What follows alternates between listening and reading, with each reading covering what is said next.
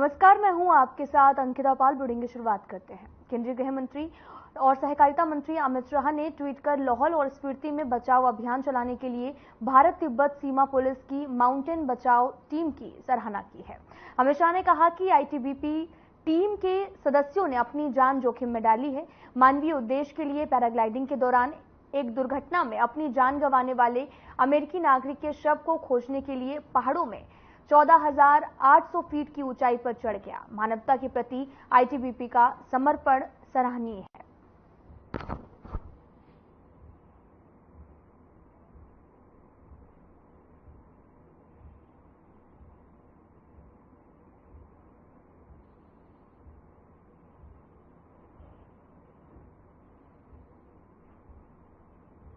Italy के Apulia में आयोजित 3 दिवसीय G7 शिखर सम्मेलन का आधिकारिक रूप से समापन हुआ है, जहां पर सम्मेलन को कवर करने के लिए हमारी टीम भी पहुंची थी। सम्मेलन के समापन के बाद में चैनल हेड ब्रजमोहन सिंह रघुवंशी रोम भी पहुंचे हैं, जहां पर चैनल हेड ने रोम के एक ऐतिहासिक कोलोसियस इमारत की चर्चा की है। ये भवन एक खंडहर है और आपको बताते चले कि लेकिन अपनी भव्यता और विशालता के कारण काफी ज्यादा प्रसिद्ध है।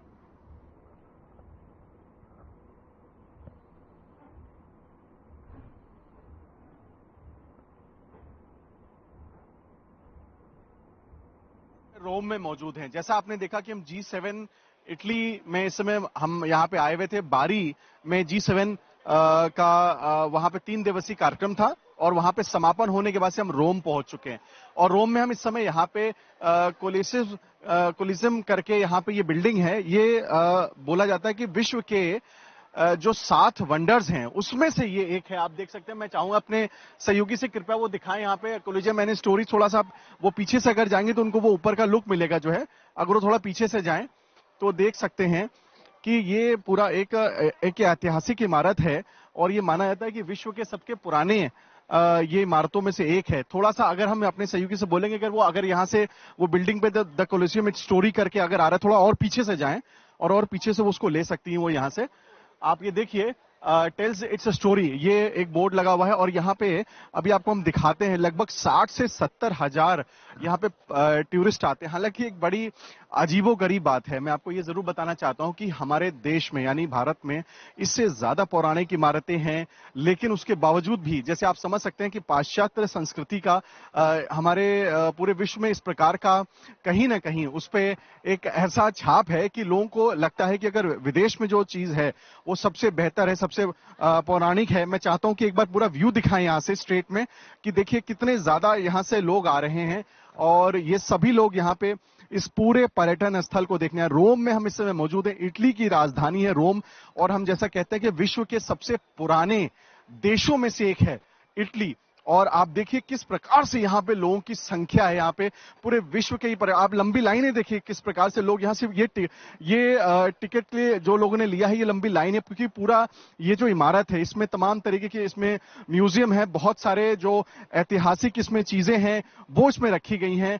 और आप देख सकते हैं कि ये पूरे यहाँ पे जो भीड़ है ये बताती है भीड़ की किस प्रकार से यहाँ पे लोग पूरे विश्व के रोम में हम मौजूद हैं। रोम इसलिए बहुत ज्यादा एक तरह से इसको एक हम कह सकते हैं कि प्यार का भी एक शहर कहा जाता है, जहाँ पे प्यार के लिए जो लोग ये मानते हैं कि प्यार का इजहार भी वो रोम में करते हैं। आपने देखा हो कि हमारे तमाम सेलिब्रिटीज जो भारत के हैं वो रोम में ही आकर के अपनी डेस्टिनेशन मैरिज करते हैं।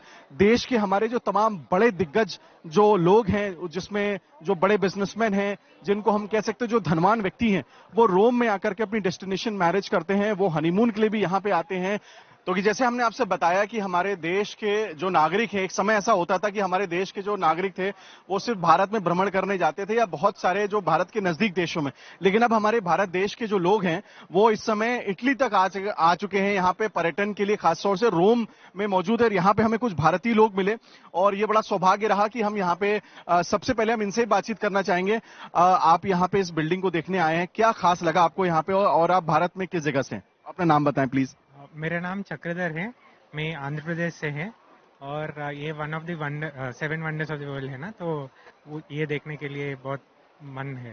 तो इसीलिए। अच्छा, अब क्या लगा इस वाली इमारत के बारे में? आप क्या सुन करके यहाँ पे आए थे? वंडर्स के अलावा इसमें क्या ऐसी खास बात है जो आपको लगा जिसने आपको यहाँ तक उसको लाने के लिए मजबूर कर दिया? आर्किटेक्चरली बहुत अलग है इंडिया से, तो वो वो आर्किटेक्चर वाइज क्या क्या है, कैसे बनाया, वो सब देखने के लिए। और यूरोप ट्रिप, पूरा यूरोप ट्रिप में एक पार्ट है ये हमारा, तो उसके लिए हम आया था। तो यूरोप ट्रिप में इन्होंने रोम को भी यहाँ पे भ्रमण करने यहाँ पे आए हैं, और दूसरे भी हमारे साथी हैं भारत से आए हैं। सर, क्या शुभ नाम है आपका? प्रदीप जैन। कहाँ से हैं प्रदीप जी? गुजरात, वडोदरा। तो कैसा लग रहा है आपको गुजरात? तो कहते हैं ना, हमारे यहाँ तो देश के प्रधानमंत्री समय गुजरात के हैं। हम भी चुनाव में इस बार गए थे, जब वहां गुजरात को कवर करने के लिए अहमदाबाद में पहुंचा था। वहां पे गांधीनगर में अमित शाह जी की जो उनका नामांकन था, उसमें हम मौजूद थे। इतना खूबसूरत वहां प्रदेश है, इतना साफ सुथरा। तो रोम में आके कैसा लग रहा है? कि गुजरात और रोम, आप उसको तुलना करते हैं कि अभी भी गुजरात को जो है थोड़ा और बेटर होना चाहिए, या रोम से आप क्या देख के आपको लगता है कि हमारे देश में रोम में क्या फर्क नजर आता है? Gujarat is also better. Gujarat बहुत अच्छा है, सब कुछ है, बट ठीक यहाँ पे greenery and climate wise it is very nice. तो बाकी सब कुछ बहुत अच्छा है। एक प्रॉब्लम हमें यहाँ पे फेस हुई कि हिंदी स्पीकिंग कोई भी नहीं है और इंग्लिश स्पीकिंग भी नहीं है। कुछ भी मेरे को प्रॉब्लम हो रही है तो मैं शॉप नहीं कर रहा हूँ कहाँ जाना है, कैसे करना है। तो वो एक थोड़ा प्रॉब्लम हुआ, otherwise country is very good, Rome is very good. एक हमारे साथ और भी भारतीय यहाँ पे हैं। मैम, क्या शुभ नाम है आपका? संजना। मैम, कहाँ से हैं आप? वडोदरा, गुजरात। तो मैम, कैसा लग रहा है ये बताते हैं कि खासतौर से मैं देख रहा हूँ यहाँ पे क्योंकि जो रोम है उसको बोला जाता है कि वो शहर है जहाँ पे खासतौर से प्यार का लोग इजहार यहाँ पे करते हैं। हमारे देश में तमाम लोग अपनी डेस्टिनेशन मैरिजेस यहाँ पे करते हैं। कैसा लग रहा है? आप क्या सोचती रोम के बारे में, और इस खास इमारत के बारे में क्या कहना है आपको? बहुत ही सुंदर जगह है, आर्किटेक्चरली बहुत ब्यूटीफुल है। इतने ह्यूज स्ट्रक्चर्स है, मतलब बिल्डिंग्स वगैरह जो एंशियंट बिल्डिंग्स है, तो काफी नया और इंटरेस्टिंग शहर है। तो हम एक्चुअली लेक कोमो और वेनिस वगैरह भी जाके फिर रोम आए हैं। तो मतलब सिमिलैरिटीज और डिफरेंसेस है। एक अच्छी चीज जो यहाँ पे मुझे लगी वो थी कम्यूट, मतलब यहाँ के ट्रैम्स, बस सिस्टम, मेट्रोज, तो वो काफी कन्वीनियंट है। आप कहीं से भी बस ले सकते हैं, मेट्रो ले सकते हैं। आई थिंक ये एक चीज है जो इंडिया को वापस ये रेप्लिकेट करना चाहिए, तो ये चीज सीखनी चाहिए। तो ये मुझे काफी अच्छा लगा यहाँ पे कि इनका जो ट्रैवल सिस्टम है वो बहुत अच्छा है। मैम, आपको पता है यहाँ G7 समिट हुआ था अभी बारी में, और हमारे देश के प्रधानमंत्री आए थे, और यहाँ की भी जो प्रधानमंत्री हैं वो महिला प्रधानमंत्री। और आपको पता है जैसे हमारे देश में तमाम सोशल मीडिया पे और बहुत सारी बातें होती थी, तो क्या लगता है आपको जैसे हमारे ये माना जाए, क्योंकि हम तो जर्नलिस्ट, हम कहते हैं कि इटली के और भारत के रिश्ते बहुत अच्छे हुए हैं। आपको लगता है यहाँ पे आकर के कि हम किसी ऐसे देश में जहाँ पे हमारे देश के प्रधानमंत्री का भी असर है और हमें कुछ यहाँ पे अच्छा ट्रीटमेंट या अच्छा लग रहा है, कुछ अपना देश आपको महसूस हो रहा है यहाँ पे इटली में? जी बिल्कुल, मतलब जब भी किसी से भी मिलते हैं, अगर कोई एशियन से हम मिले हैं अभी तक, तो उनको बोलते हैं हम गुजरात से हैं, तो बोले ओ मोदी जी का स्टेट, मोदी जी की जगह से हैं। तो वो एक चीज है। बट हाँ, मतलब as an Indian obviously we were respected. हमें उतना ही रिस्पेक्ट मिला, उतना ही इंपॉर्टेंस दिया गया। कोई डिस्क्रिमिनेशन अभी तक तो हमको नहीं लगा, तो वो चीज काफी अच्छी थी। तो हाँ, मतलब कुछ स्पेशल ट्रीटमेंट जैसा भी नहीं लगा, बट बाकी टूरिस्ट की तरह ही। तो ऐसा नहीं है कि मतलब क्योंकि हम इंडियंस है तो हम डिस्क्रिमिनेटेड है या ऐसा कुछ है। तो वो चीज काफी अच्छी थी। हाँ। मैम, क्या शुभ नाम है आपका? कहाँ से मैम? मैं गुजरात से ही हूँ, वडोदरा, गुजरात। आप उस प्रदेश से हैं जहाँ के जो व्यक्ति हैं वो इस समय देश के तीसरे प्रधानमंत्री बने, और हाल ही में वो यहाँ जब इटली आए तो यहाँ के सबसे ज्यादा लोकप्रिय जो राष्ट्र जितने भी डिग्नेटरीज थे उसमें मोदी जी की गिनती थी। यहाँ की प्रधानमंत्री के साथ भी उनके बड़े अच्छे रिश्ते माने जाते हैं।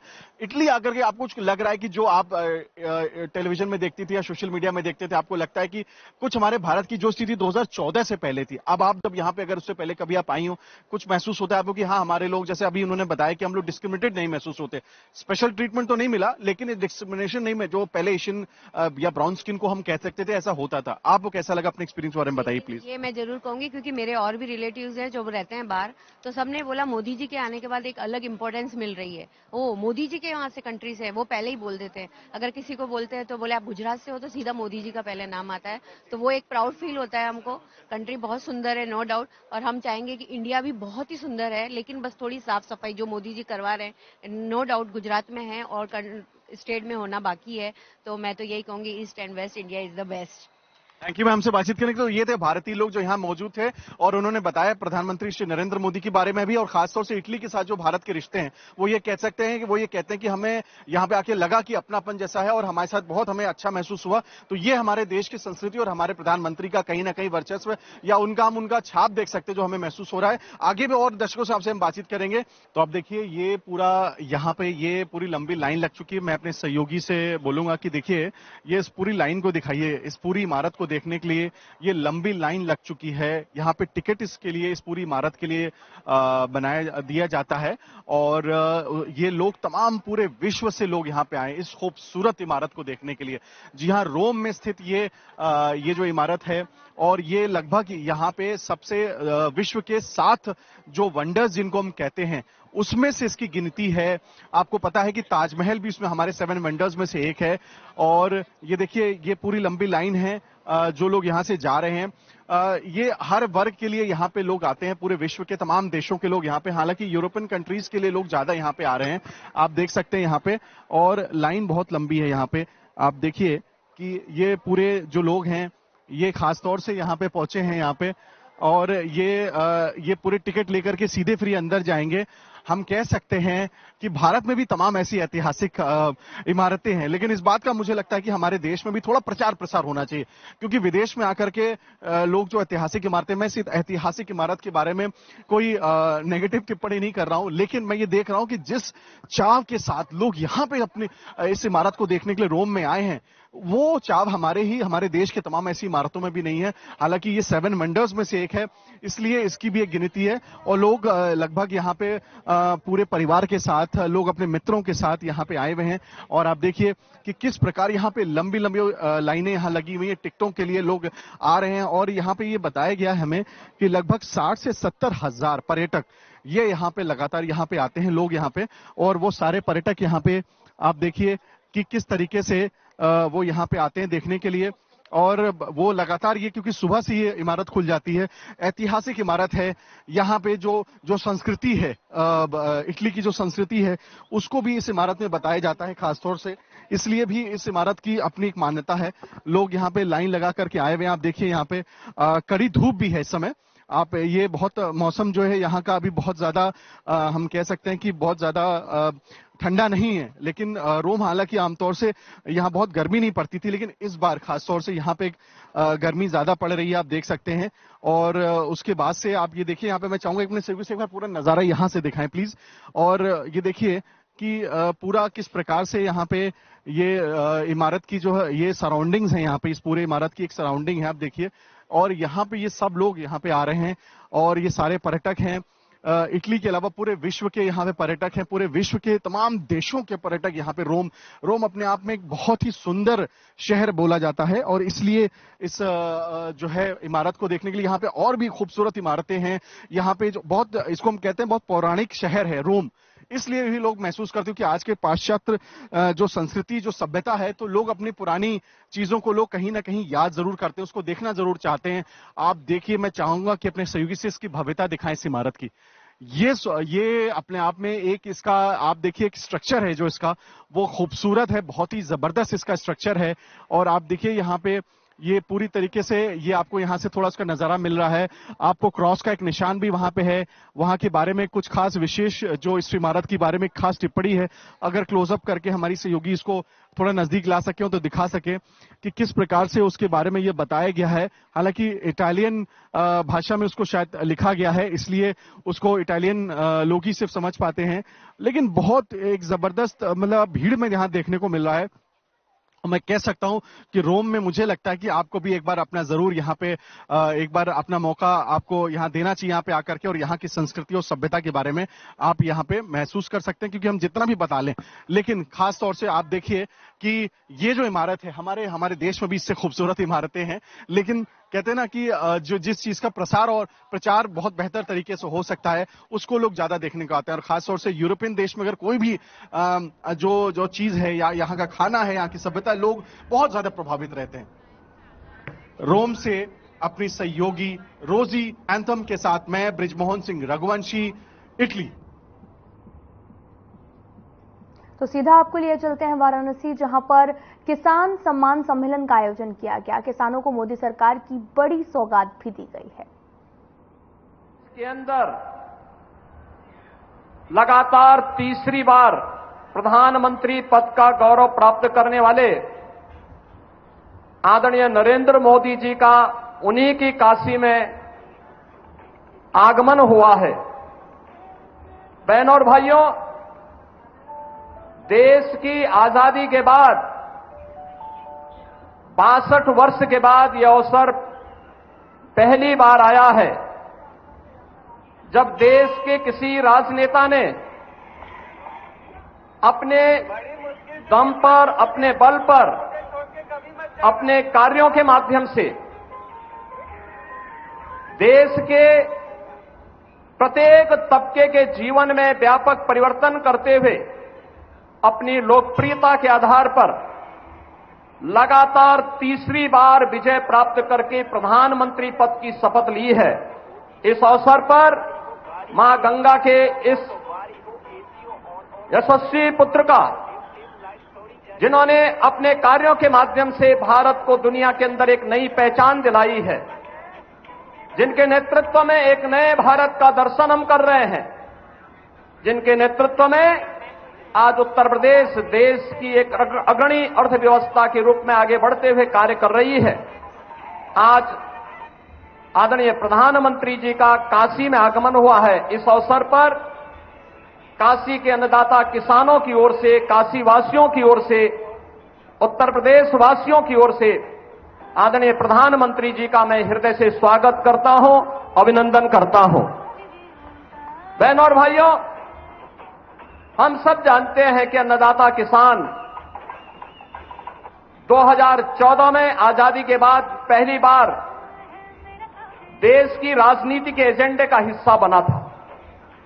सॉयल हेल्थ कार्ड से लेकर के प्रधानमंत्री किसान सम्मान निधि तक जो अन्य अनेक योजनाएं इस दौरान किसानों के जीवन में परिवर्तन करके उनकी आमदनी को कई गुना बढ़ाने की दिशा में जो प्रयास प्रारंभ हुए, आज उसके परिणाम हम सबको देखने को मिल रहे हैं। आज उसके परिणाम हम सबको देखने को हर स्तर पर मिल रहे हैं। और इस अवसर पर जब तीसरी बार प्रधानमंत्री पद की शपथ आदरणीय मोदी जी ने ली, तो उन्होंने सबसे पहला कार्य और सबसे पहले किसी एक फाइल पर हस्ताक्षर किया तो वह था पुनः अन्नदाता किसानों के लिए समर्पित।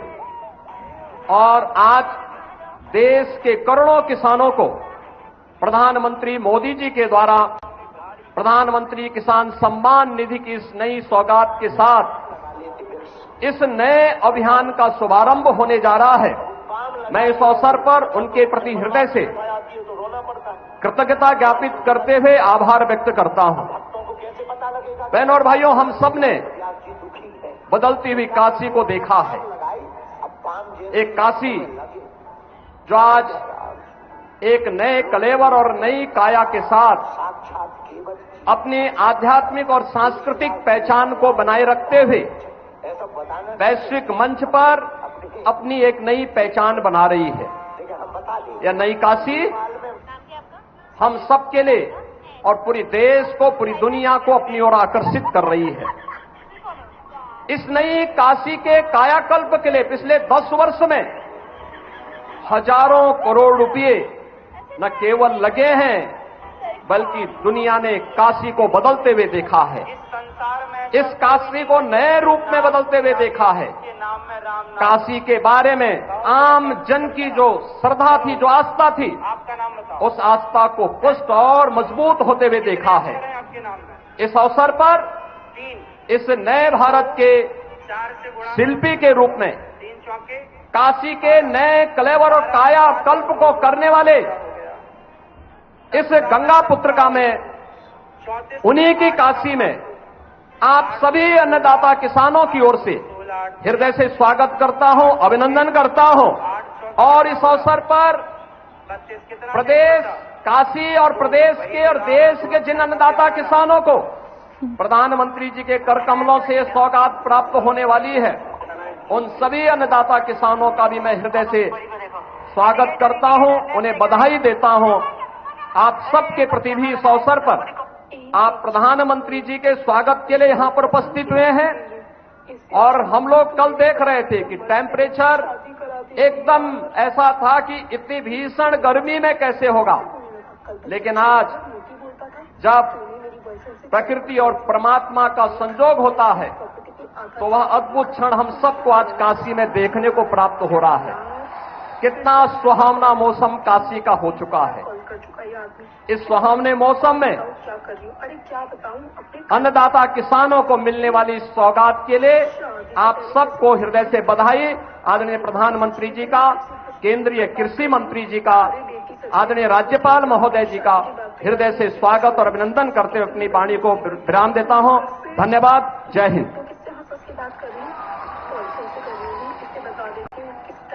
बहुत बहुत साधुवाद माननीय मुख्यमंत्री जी। हमारे किसान भाई बहन हमारे देश का सम्मान और मान, आज इनकी खुशियों को ही बढ़ाते हुए माननीय प्रधानमंत्री जी हमारे किसान भाइयों को प्रधानमंत्री किसान सम्मान निधि के अंतर्गत सीधे उनके खातों में राशि ट्रांसफर करेंगे। मैं उनसे अनुरोध करती हूं कि माननीय प्रधानमंत्री जी आप बटन दबाकर इस राशि को हमारे किसान भाइयों बहनों के खाते में सीधे ट्रांसफर करने की महती कृपा करें।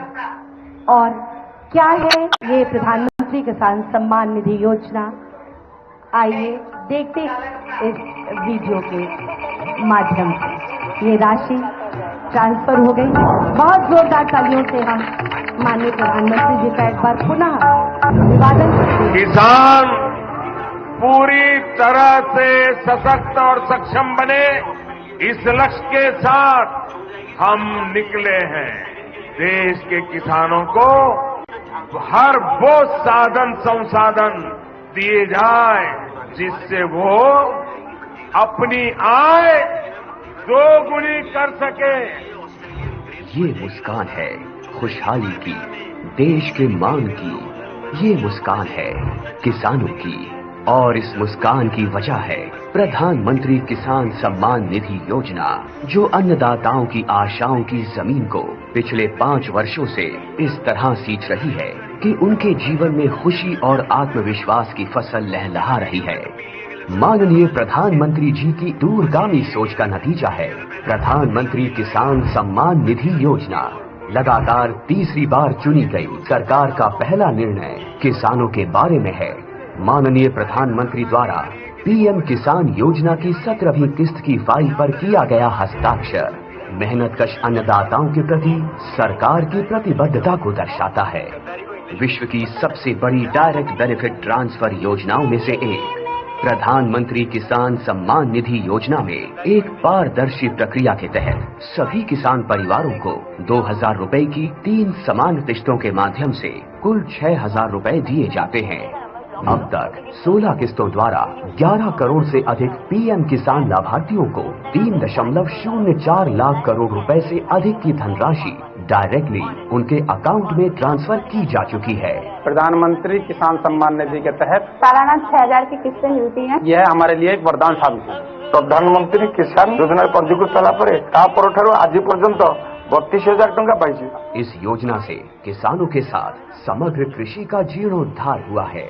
देश के माननीय प्रधानमंत्री श्री नरेंद्र मोदी जी के विजन के तहत इस योजना को किसान केंद्रित डिजिटल बुनियादी ढांचा में तब्दील किया गया है, जिसमें बिना किसी बिचौलिए के किसानों को सीधे किस्तों का भुगतान किया जाता है। केंद्र सरकार के संकल्प को डिजिटल इंडिया से जोड़ते हुए ये योजना मोबाइल ऐप, ई-केवाईसी प्रक्रिया, मोबाइल ऐप से फेस ऑथेंटिकेशन और नो योर स्टेटस मॉड्यूल की सुविधा प्रदान करती है, जिससे किसान इस योजना से जुड़ी कोई भी जानकारी सीधे प्राप्त कर सकते हैं।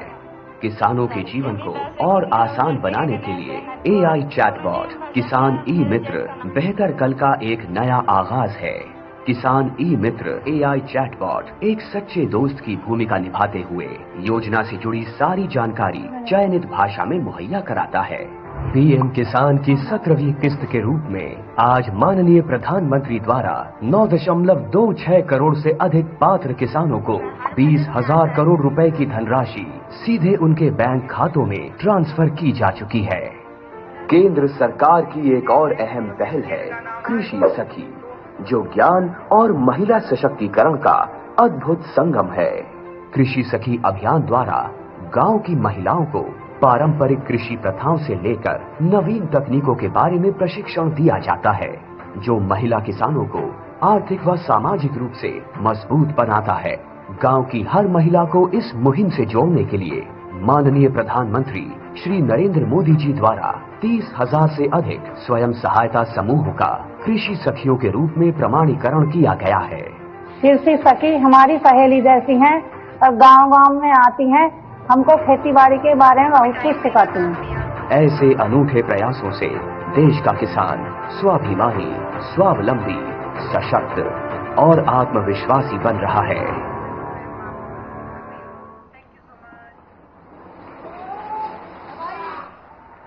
सिर्फ कल ही नहीं, हर दिन एक नया आगाज। इतना ही नहीं, पूरे देश में कृषि सखी के रूप में कृषि से जुड़े अन्य कार्यों को करने के लिए 30,000 से अधिक महिलाओं को कृषि पैरा एक्सटेंशन कार्यकर्ता के रूप में प्रशिक्षण प्रदान किया गया। उनमें से 5 कृषि सखियों को पूर्णता प्रमाण पत्र प्रदान करने का मैं सादर अनुरोध करती हूँ माननीय प्रधानमंत्री जी से कि वो इन कृषि दीदियों को अपना आशीर्वाद प्रदान करने की कृपा करें। इनमें पूरे देश में सबसे पहले हमारे बीच सरगुजा 36। लास्ट में इतना ही। नमस्कार।